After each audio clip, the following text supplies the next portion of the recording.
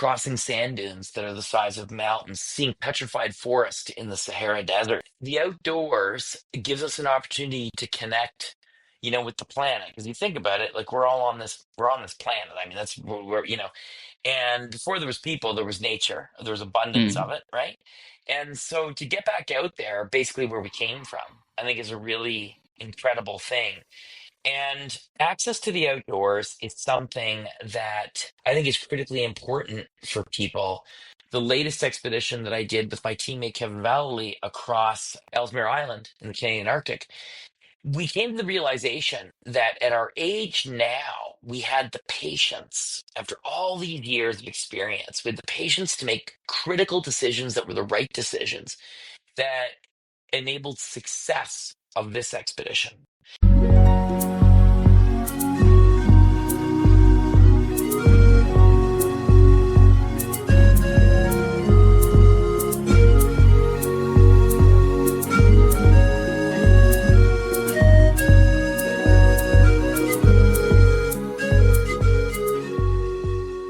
Welcome to Maximise Nature. Today's guest is Zahab. He's an RGCS explorer and founder of the Impossible to Impossible and Capic One projects. He's also the holder of the Meritorious Service Cross. Ray's love for adventure has seen him run 17,000 kilometers across deserts in both the cold and the extreme heat. He inspires everyone he knows to give adventure a go. If you've ever wanted to know why people like you and I should test our limits on what's possible in the outdoors, then look no further than Ray. Having battled with chemo, he has returned and completed a 300-mile crossing of the Arctic's Ellesmere Island. He deems it proof of the phrase, surviving isn't just about living, it's about truly being alive. We're going to delve into the thought process behind his adventures, as well as how he thinks nature can provide the helping hand to people like you and me. Then, we can take his good thoughts and put them in a travel bag, ready to use on our next adventure. So with that, here is episode 12 of the Maximise Nature Podcast, available on all platforms. So Ray, can you let our listeners know a little bit about you and what you do? First of all, it's great to be here, Max, and thanks for inviting me onto your podcast, which I think I understand is a new podcast. So congrats on getting that rolling. So, Thank you. what is it that I do? So I'm a professional explorer. I am the founder as well of the nonprofit organization Impossible to Possible. We could talk about that a little bit later. I guide, and as well, I do a lot of speaking and content creation. So I do a little bit of everything to survive, but I guess my primary occupation is an Yeah. explorer. I go all over the world. So the expeditions that I'm primarily focused on are places that I've really wanted to explore or visit for many years. So I've crossed most of the world's largest deserts on foot, Mm. most of them as well in summer. But as well, I've been to the coldest parts of the planet on unsupported expeditions in the Arctic and Siberia. I've been to Antarctica, to the South Pole. So I guess you could say I'm at opposite ends of the thermometer. It seems like you're really getting out there and really pushing yourself to the limits, and that's exactly what we need to do to get the best out of everything to do with nature. Why do you think that people need to test their limits, and what can the outdoors teach us about our own perception of the impossible? Well, it's a great question. I think that the outdoors gives us an opportunity to connect, with the planet. Because you think about it, like we're on this planet. I mean, that's where and before there was people, there was nature, there was abundance Mm. of it, right? And so to get back out there, basically where we came from, I think is a really incredible thing. And access to the outdoors is something that I think is critically important for people, especially if you live in an urban environment. For some people, it's very difficult to get to a green space. It's very difficult to get to some of these, these wide open spaces.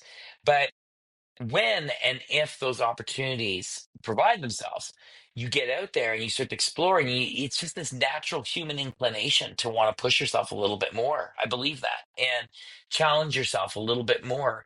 I mean, you see people, they keep going back to Mount Everest. They keep climbing Mount Everest over and over and over again. Why is that? Well, because in human beings is this desire to go out and push our limits. Sometimes we just don't know it. Sometimes we don't see it.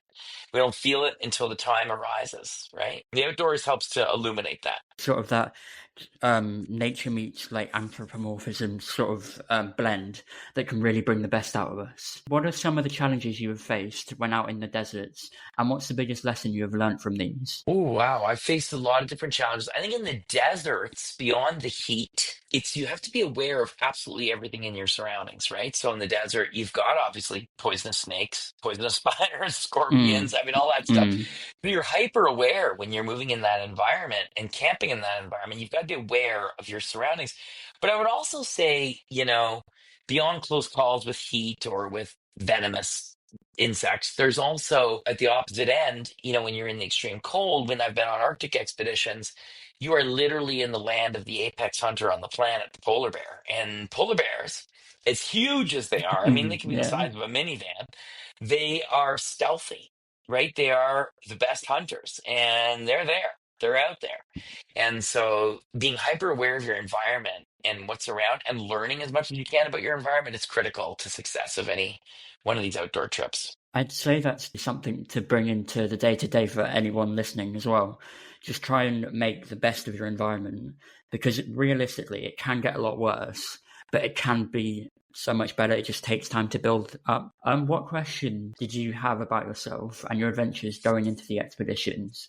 And were there any life changing answers by the time the expedition had finished? That's a really good question. I've done 40 something expeditions, 42, let's call it expeditions around the world. And, what would be the question? I mean, I've gone through, chemotherapy with cancer. I've gone through close calls. I've gone through all these things. So I guess the question that I always go into expeditions with are, what am I going to learn from this and can I get it done? And I'm not getting any Mm, younger, so it's like, do I still have the physical ability? And ironically, I think on the latest expedition that I did with my teammate Kevin Vallely across Ellesmere Island in the Canadian Arctic, we came to the realization that at our age now, we had the patience, after all these years of experience, with the patience to make critical decisions that were the right decisions that enabled success of this expedition. So it's a really interesting thing to experience in a way, the sense of success at a much later age than it being mm, just purely a physical thing, mm. So I guess I learned, to answer the second part of your question, what I learned coming out of this expedition, I learned that, hey, yeah, I still got it. I have the physical ability to go out and do these things that are very difficult. But at the same time, I've gained the wisdom and knowledge to adapt to my situation and my scenario that I'm in to be more successful at what I do. That's a big takeaway from me doing this entire podcast, is you will not have the experiences or the knowledge unless you actually go out and get beyond the front door, which is why it's my slogan for all my episodes. What would you say is the best thing about having conversations with your children about adventuring outdoors? And is there anything they have taught you about the outdoors which can inspire others that no one else could have possibly taught you? Well, I think that young people have a very simple view in some ways and stripped down view. Like they strip down all of the noise and they get it right down into what it means to be doing something, in that in an environment. So like my youngest, I can remember her being like really young and I was complaining about how cold it is outside. She's like, Dad, it's only as cold as you dress for it. And I was like, God, it's such a simple, So true. streamlined way of looking at So things, true. right? And I'm like, Yeah. yeah, I guess you know what, she's absolutely right. But also, they pursue their own sports, they do their own things that I don't do. And so in that, I think that they learned from the outdoors and from our outdoor adventures that we do together as a family. They've learned that, taking risks and challenging yourself is actually a good thing. Sometimes you fail. But as a buddy of mine said, an acronym for fail, he taught me this. He said it's the first attempt in learning, and I thought that's so brilliant, right? Because at the end of the Mm. day, we're always learning, you know? Will never ever stop learning. I mean, I've Yeah. just done, if you know anything about the UK, I've just done Leeds Marathon. And that is one Hmm. hell of a hilly run. Like, I think Oh, it was only yeah. like one flat mile. Believe me, I'm still in pain 3 weeks So later, how, but so how, tell me what was the elevation gained? 1,300 feet, something like that, something stupid. Wow. Yeah, my knees are Yeah. crying at me every day, but it's fine. Yeah. Yeah. Well, it's all right. And you usually finish the marathon. Yeah. Finished the Yeah, and is marathon, it a got the trail medal. or is it on road? On road, so On road. a lot of And tarmac. did you Yeah. reach your goal time? My goal time originally was 3 hours 30. Weekend when it was like 25 degrees. Goal time out the window, and I didn't realize how hilly it would actually be till I ran Yeah. it. which So is you're in the which is middle of it. Yeah, exactly. And like there was this guy at the top going like, "Yeah, you're almost there." It's about 2 miles out from the flattened out a bit, but yeah. Yeah. No, I ended up running it in 3 hours and 54 minutes, which I will take, Yeah, for sure, dude. considering. It sounds really tough. Now I have to say, I love the heat. So I do all these cold expeditions, but I actually don't really like the cold. I don't thrive in the cold. I have learned to survive in the cold, but I don't Cool. thrive in it. But in the heat, like when it gets, I live in Quebec and it gets very warm, very hot and Mm, humid here in the summer.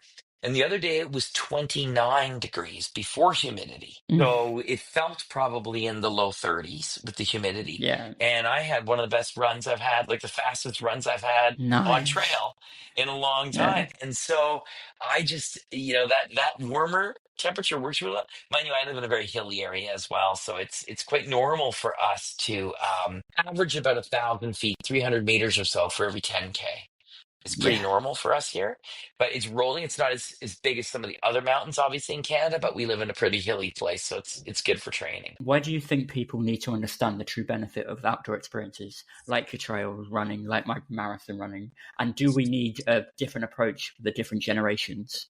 Or is there something we can learn from all generations? I think that we can learn from all, like, look at it doesn't have to be trail running. It could be mountain biking. It could be paddling. It can be whatever you enjoy in the outdoors, right? But I think that we learn about ourselves. The outdoors is a level playing field in the sense of whenever anybody's out in the outdoors and you're taking on a challenge of any kind, there will always be complications that are beyond what are indoor complications. So, environment is a huge issue. The weather, as you found Mm. out, the terrain, as you found out, all of these things build resilience, and that's something that's a unifying factor in the outdoors is that we can all agree that it makes us stronger in one capacity or another when we're doing things in the outdoors. Who or what inspired you to get out and explore what's beyond your front door? Well, for sure, it would have been my brother was my biggest inspiration. My younger brother got me climbing. First, we started ice climbing and rock climbing, and then I got into mountain biking. I actually did a hiking trip to Scotland with him, and we went to Glencoe, Inverness, all that. Back in the day, before that I was 30 when he convinced me to start doing things with him in the outdoors, and before that, I was a pack a day smoker. I was a very unhealthy, Damn. pack a Yeah. day smoker kind of Yeah. guy, and I learned through his leadership and through Mm. his inspiration, I changed my life completely and became this person who loved being outside, who learned about the outdoors, who just was voraciously hungry to want to learn more about myself through the outdoors. So the outdoors initially and doing activities in the outdoors like mountain biking and climbing and hiking and all these sorts of things taught me that I had this whole other person that I'd Yeah. never met before. Yeah. That was the neat thing.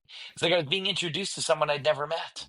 And all of a sudden I'm Mm. doing all these crazy things, right? So so my brother would be my biggest inspiration. And I've had many others since then. Mm. To resonate with you a little bit, my dad, how old is he? Like he's 70, 73. Used to smoke 60 cigarettes a day. Like, I Oof, don't. Yeah. Yeah. This is that's bad. This. intense. Yeah. And like to see how he's turned his life around is honestly probably one of my biggest inspirations for everything I do. And like That's he's gone from this incredible. person. Yeah. He's gone from this person who's just, I don't want to get emotional, but throwing his life away essentially. And Yeah, then all it took was my sister to go, "Dad, do you mind stopping?" And he's now, I think, around 20 years sober, unbelievable. which is And does crazy. he, yeah, and does he run marathons and stuff too, like you? No, no, he ain't No? got the knees for that.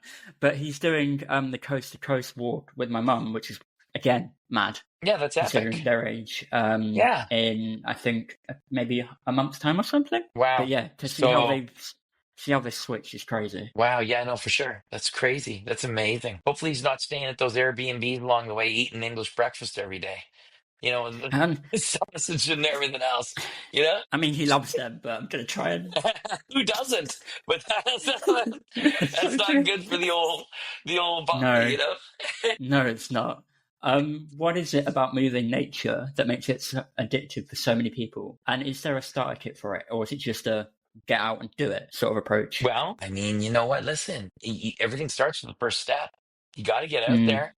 You got to get out there and just even, people ask me, well, first of all, I want to say the best thing you take from it is clean oxygen, clean air, just yeah, getting oxygen into your body. yeah, That's number one. Right away, that's the number one. You take a breath and you sense that it's different. You smell, well, the forest smells good. You're actually smelling like all kinds of good things, mm, oxygen, clean air, all that. Okay, so there's that. But people ask me, I really want to run a 5K or I want to, go hiking for 5K. I've never done anything like this before. I've been sitting on the couch my entire life. How do I start? And I say, you start by creating a pattern mm, of movement. And it doesn't mean you have to do it in a day. But today, commit to waking up, getting up out of your bed or getting off the couch and walking to your front door, put your shoes on, walk outside, turn around, and go back into the house. Stop there. Then the next day, exactly. walk to the end of your lane. Stop there. The next day, go a little further than the end of your lane. And before you know it, you're walking a kilometer or two, you Mm, know? And before you mm, know it, you're out. Oh, maybe I'm going to go try walking a kilometer on a trail. And yeah. one thing leads to another. It's a logarithmic effect being in the outdoors. Is there a particular moment or a particular memory you have when you were looking out around you while you were taking part in this expedition that really sticks with you? Oh, gosh, there's been so many. There's been so many. But I think that the goal with every one of my expeditions is to share them with as many people Mm, who want to follow, mm, especially young people. And I use technology to make that happen. So, of course, now we have Starlink and everything else. Everybody's connected. But back when I first started, there wasn't any of this stuff. We had to find ways to make satellite work and all this stuff just to bring those outdoors into the classroom. It was a really new and innovative way of sharing the outdoors. So the lens that I take when I go on an expedition truly has always been from, the perspective of, sure, I might find this moment amazing, but if a tree falls in the forest, doesn't make a noise kind of thing, right? So how mm. can I capture this moment or how can I share this moment with more people than just myself? And there's been many moments. I mean, gosh, crossing sand dunes that are the size of mountains, seeing petrified forest in the Sahara Desert, seeing all sorts of wildlife, you name it, I've seen it in the wild, being immersed in these remote landscapes where truly you have to take care of yourself because there's no one else out there. All of these things are meaningful experiences, but even more meaningful when you get to share them with others.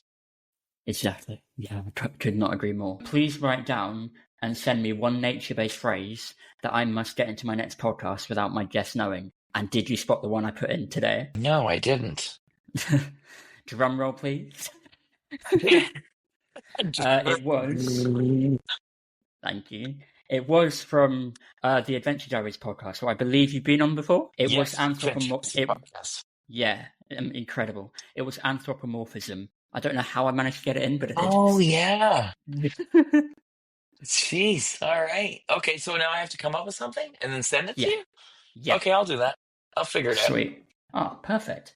Ray, thank you so much for joining us on the Maximise Nature podcast. Thanks so much, Max. I find all your insights and everything we've talked about today really inspiring. If you guys listening or watching at home would like to see what Ray is going to do in the future, then follow him on Instagram at Ray Zahab. That's at RAYZAHAB. Until next time, get out and explore what's beyond your front door. Goodbye, guys. If you enjoyed that episode, then we have plenty more to offer you. You interested?